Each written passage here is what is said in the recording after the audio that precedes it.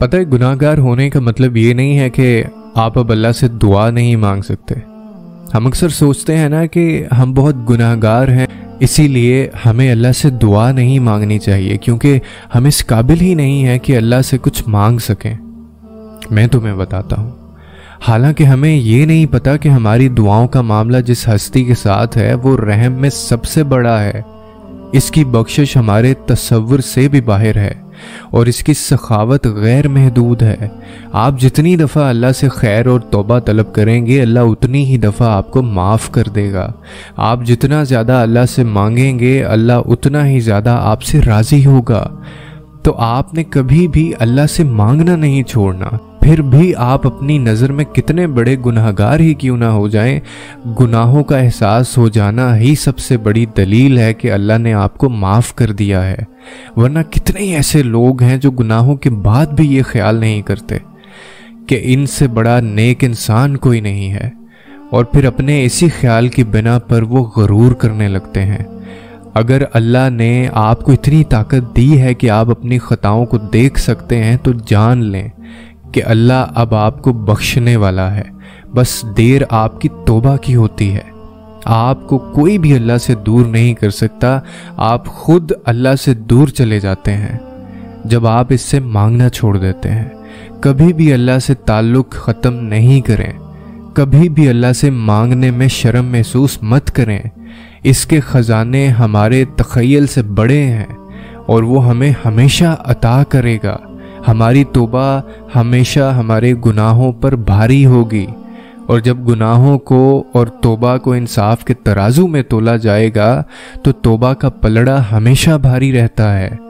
तो अब से आपने ये सोचकर अल्लाह से मायूस नहीं होना कि आपके गुनाह बहुत हैं।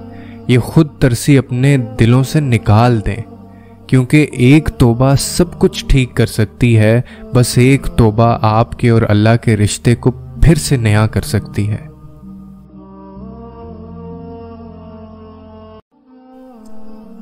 तवक्कुल हो तो मूसा अलैहिस्सलाम जैसा। और पता है मूसा अलैहिस्सलाम का तवक्कुल कैसा था? जिंदगी में अक्सर ऐसे लम्हात आ ही जाते हैं जब हमें लगता है कि जैसे हमने सब कुछ खो दिया है। तब हर चीज़ हमें टूटी हुई और बिखरी हुई नज़र आ रही होती है। बाज़ औक़ात ऐसा महसूस होता है जैसे हमें हमारी दुआओं समेत रद्द कर दिया गया है, जैसे हमें धुतकार दिया गया है। लेकिन चीज़ें अक्सर वो नहीं होती जो नज़र आ रही होती हैं। जैसे जब मूसा अलैहिस्सलाम समुंदर के सामने खड़े थे और इनके पीछे फ़िरौन का पूरा लश्कर लगा हुआ था, ना आगे कोई रास्ता नज़र आ रहा था और ना पीछे कोई राह बची थी, लेकिन उन्होंने फिर भी तवक्कुल रखा। अल्लाह ने समुंदर के बीचों बीच से इनके लिए रास्ता बना दिया था। मूसा अलैहिस्सलाम ने उस वक्त उस राह पर भरोसा रखा जो इन्हें नज़र नहीं आ रही थी, क्योंकि इन्हें वो राह बनाने वाले पर यकीन था कि राहें बनाने वाला लाजमी मूसा अलैहिस्सलाम के लिए अपनी अनदेखी मदद भेजेगा। इन्हें यकीन था कि इनका मुहाफिज इनकी हिफाजत करेगा, और बस इसी यकीन पर उनकी हिफाजत का इंतज़ाम कर दिया गया। तो आपने भी अपने अल्लाह पर मूसा अलैहिस्सलाम जैसा तवक्कुल रखना है। अपने मंसूबों के फेल हो जाने पर मायूस नहीं होना, क्योंकि आपके अल्लाह के पास आपके लिए पहले से ही मंसूबा मौजूद है, और अल्लाह का मंसूबा सबसे बेहतरीन है। मूसा अलैहिस्सलाम ने अपने लिए रब को काफ़ी कर लिया था, सो देखो कितने बड़े लश्कर को अकेले उन्होंने दुआ से मात दे दी। आप भी काफ़ी कर लें अपने रब को अपने लिए, फिर देखें सारी रुकावटों को मात हो जाएगी।